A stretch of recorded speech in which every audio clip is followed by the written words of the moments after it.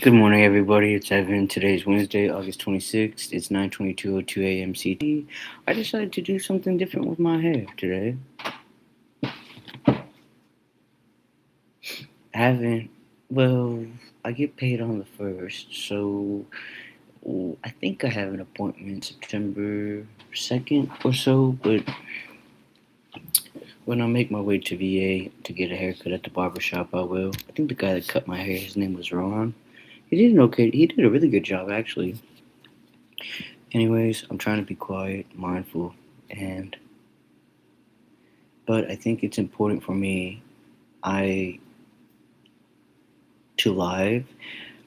I have a really crappy computer, and sometimes when I make videos on my laptop, it won't capture, so that sucks. And I'll be transparent, like how the world is set up today. I don't want to say like I'm paranoid or I'm fearful, but like actually I think I have like this huge relief because I'm not trying to justify my actions, but I've seen some guy on YouTube who has like 1.6 million followers, and he politically just breaches just about every boundary. And apparently, this guy has quite a huge following and has been super impactful. Can't remember his name. I'll think about it in the next vlog, or I'll try to look into it. I don't want to mispronounce his name. It's like I don't even want to try to say it. It's like Kuchukari, something like that. I'm just slaughtering his last name, but Kucheri maybe, I have no idea. And so I saw this guy. I think what got me to this guy's page was there's been a lot of overwhelming posts on YouTube about this Julia. I can't forget Julia because that's my grandmother's name. Julia Curley, a CIA special, senior analyst. And I was kind of just like, you know, seeing like, wow, like you can tell when a story has a lot of traction on YouTube, not because of like, well, obviously, yes, it was in the trending category, but when you click on one of those videos, you're not spammed with the feed of like clickbait. Instead, there's like back to back, back to back, back to back the same like content, and I was just like, that's when you can tell like this is more than just a headline or clickbait. This is like a story that's really big right now. And honestly, Dolly Parton died yesterday, so the fact that this Julie Curly story was top news and way more like just circulating on the web compared to Dolly Parton, I think that is just like I think that speaks volumes. And I read one article that said that the reason that this story about Julia Curley, I think my phone,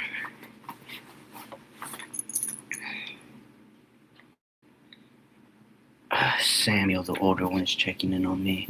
So I read one article that said that the reason that Julia Curley's story is so like just massive and not massive like large, but it's just really spiraling. Like it's really large. It's a story that is just bigger than life right now because from what this article said, Julia Curley is not a figure, for example, like I just mentioned, like Dolly Parton. Julia Curley is not a musical figure, is not a figure in the entertainment spotlight that's always there daily. This is somebody that for the past 2 decades, if not over that, a little over the past 2 decades, the American president and the United States And on top of the United States, the globe for over 2 decades has, mind you, I'm 30, over 30 years old, and I mean, this is somebody that basically, when counterterrorism and global terrorism was discovered, this is somebody after Condoleezza and so many others that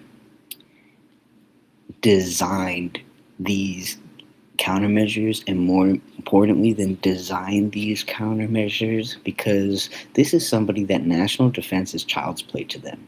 This is somebody that designed and architected beyond countermeasures when it comes to global war for the past almost 30 years, and they served our country.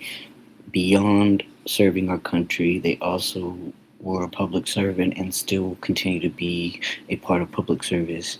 And the globe and our country has absorbed and defended itself with this information from this individual for decades. And that is why this article said that this is somebody that's been behind the scenes, and now they're no longer behind the scenes. Now they're sharing their story because what has happened to them is criminal. You know, it is beyond discrimination, it is beyond a hate crime, it is beyond human rights violation. You know, I think it's one thing for the general public when somebody's outed in the workplace, or ousted or outed in the workplace. Like, that's nothing compared to what Julia just went through. And I think that that article is correct in saying that is why the story is so huge right now. It's larger than life. And I just watched. There's so many people that have already interviewed Julia on their podcasts, and I'm talking about people that have, like, just unreal followers and traction, millions of followers, millions of traction, so much clout. And I thought one of the podcasts, I thought the guy may have been like a little bit dramatic in saying, well, the opening of the article that Julia wrote, a lot of people were complimenting the writing. And I actually went to the Atlantic and I read the first paragraph in the intro to the article, and I was like, wow, like, these people were not exaggerating. This person is just phenomenal in their opening line.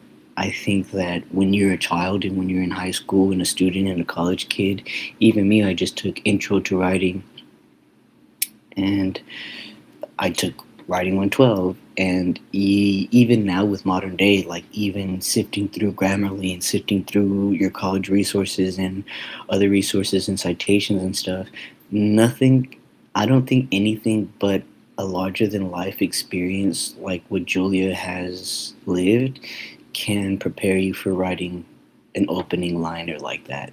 And I think as a child, you're taught, okay, well, you're supposed to, hook, line, and sinker, and even in entertainment. And this was not a story that was for entertainment. This was a story to truly shake and wake up America, to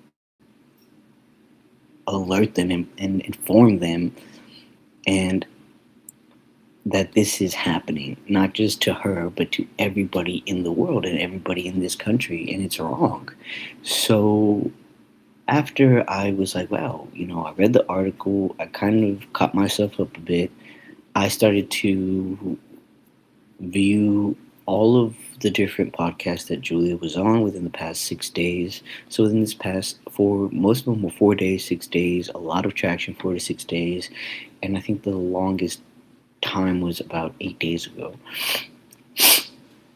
And so one of the statements, and it's my interpretation and I'm paraphrasing, but Julia said something along the lines of, that is truly what intelligence is. And I thought, like, wow, like, mind you, I had watched a lot of the content before I read the article, and I was like, it really is so organized, so streamlined, so this is like such a secure article piece and information. And then when I went to the podcast, or when I went to the article, it kind of came full scope for me of like, this person is a true intellectual to their core, because they really define intelligence. Intelligence isn't what President Donald J. Trump does daily. Intelligence is not causing global hysteria, panic, problems, and, you know, this large paranoia between tiny cult groups and tiny groups in society. When I was growing up and when I learned about the countermeasures after 9/11, and even with the Boston Marathon, the there are pods of terrorist groups in our country, and some of those pods actually infiltrated those two individuals within the Boston Marathon that committed that crime. And MAGA is now that modern day terrorist group in our country. I mean, terrorism is not just external countries. Any it is any threat to our country, and by definition, it's any threat to our country that is foreign or domestic, which means anybody that incites hate, violence, and just like MAGA does around the clock Alert daily. From messages. Maybe mend. That, it's sad.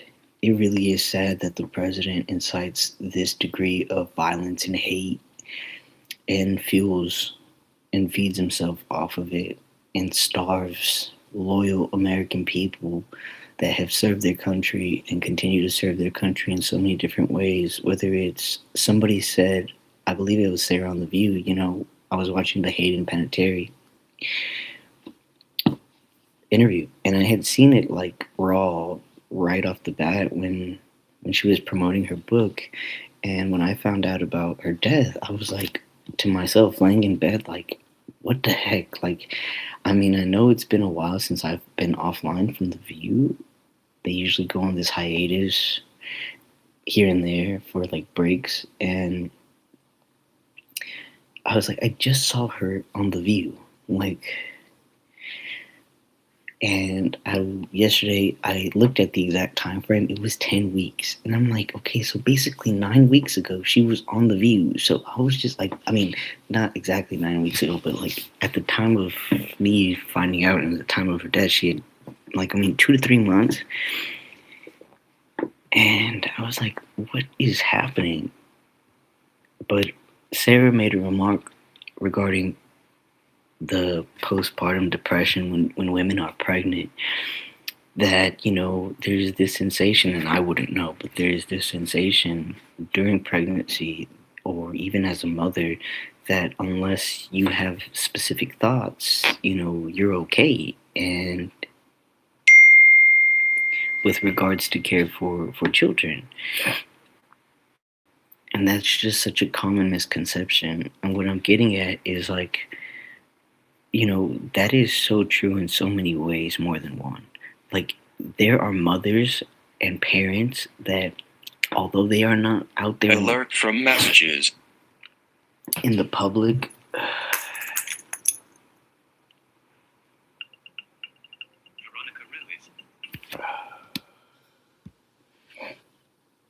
okay, I'm coming out. Okay, I gotta go. But there are parents, just like my mom, that take care of their children, and that is still doing their part for their country. They're preparing children for the future. Michael Jackson said it best, the children are our future. They're the ones that going to lead a way to a brighter way outside of the turmoil that our generation is going through. So everybody's doing their best in this country, in the world, and all I see by this administration and this president is just horrific and horrible. And I think that it's important because for me to jump on, and I gotta peace out and go, but I think it's important for me to jump on real lifetime to say this, I don't have any fear or paranoia at all. If anything, after everything recently that I've seen on the internet, I feel way beyond prepared.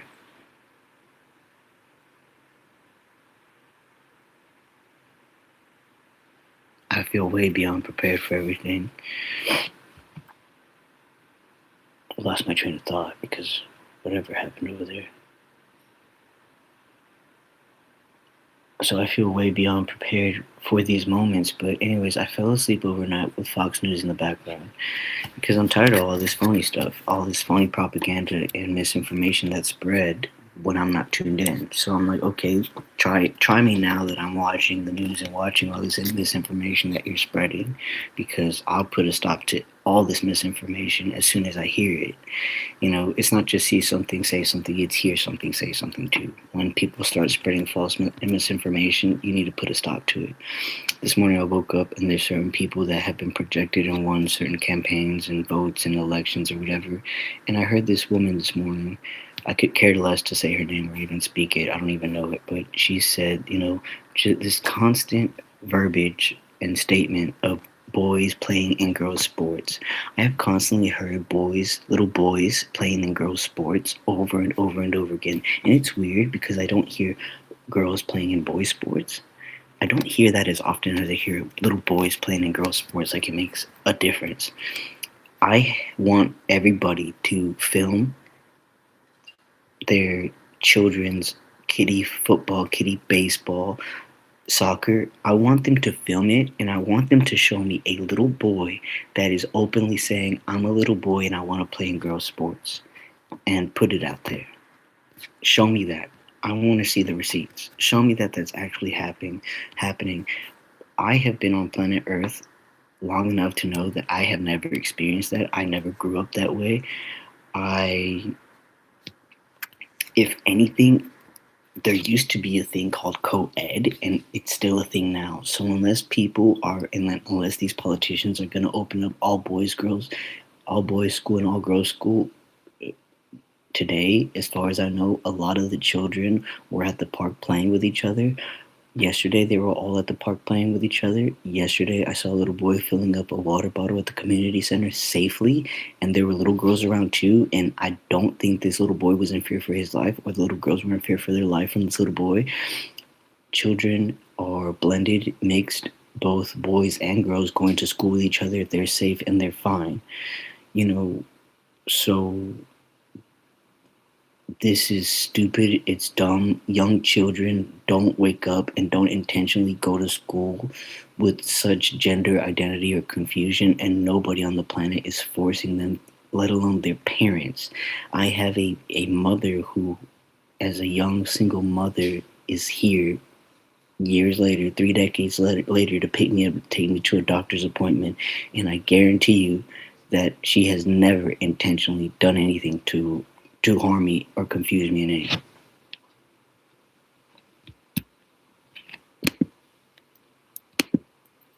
I gotta go. Peace out. In stream.